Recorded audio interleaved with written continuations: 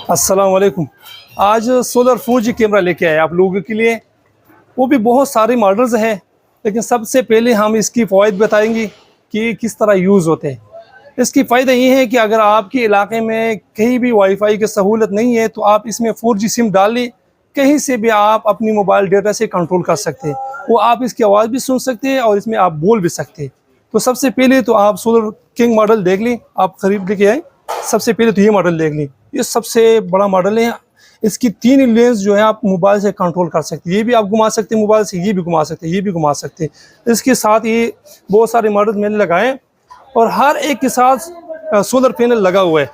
सबसे पहले तो आप मॉडल देखिए, फिर उसके बाद हम आपको सोलर पैनल दिखाएंगे इसके साथ। ये देख लें। अब ये सोलर पैनल की तरफ कर दें। इसके साथ जो सोलर पैनल है बहुत बड़ा है, ये यहाँ पे देख लें। अब उसके बाद हर एक के साथ अपना अपना सोलर पैनल लगा हुआ है, ये देख लिया आप।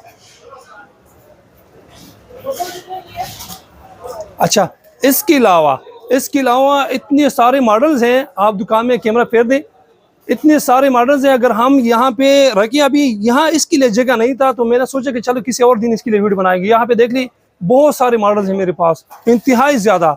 जिसको भी चाहिए तो हर एक मॉडल आपको मिल सकते हैं बासानी। पूरी पाकिस्तान में आपको कैश ऑन डिलीवरी में हम आपको सहूलत दे सकते हैं।